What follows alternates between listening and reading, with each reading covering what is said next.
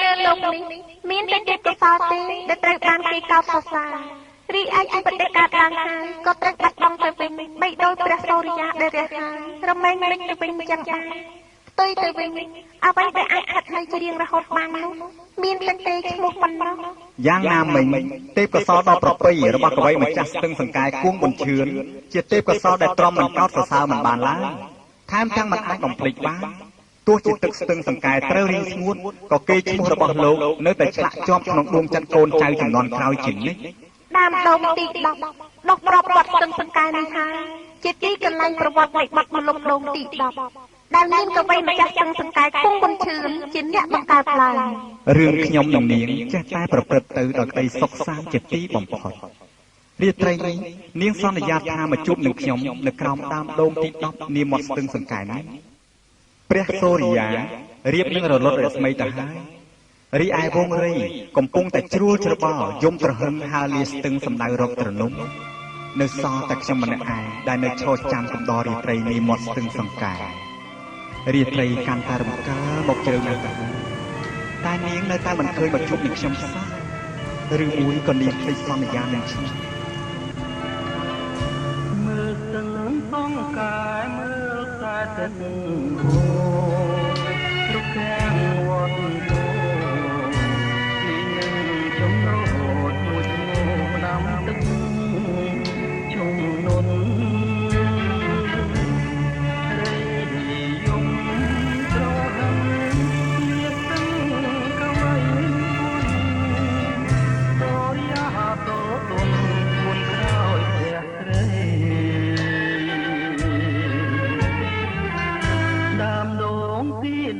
លំក្របមាត់ស្ទឹង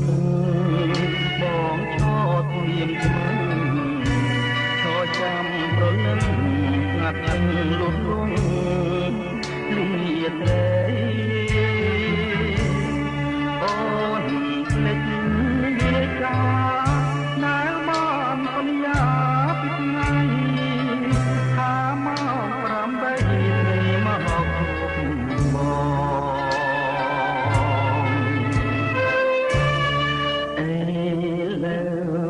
បង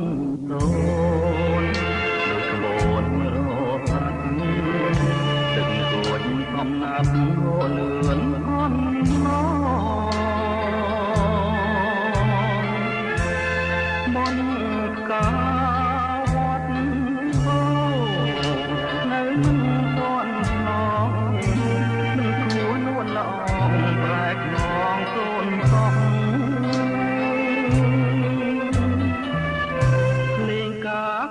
ក្រឹមពីទួលតាឯកខ្លាចពីខ្លងឯក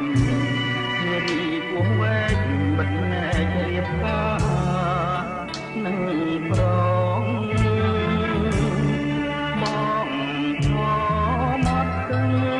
ប្រាំងយំរងំក្នុងពោះលាថ្ងៃស្រោងឈ្មោះក្នុងទី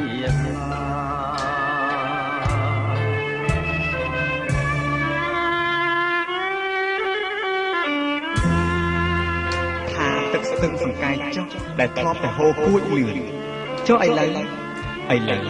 ចិត្តអូនបដូរផ្លាស់លឿនជាងទឹកស្ទឹងសង្កែទៅទៀតណាហើយចុះបើអូនសានឈ្មោះជួសនារីពោះវែងទៅហើយនោះចាត់ទុកថានេះជាព្រំលិខិតសម្រាប់ឲ្យយើងជួបគ្នាបានតែត្រឹមនេះចុះ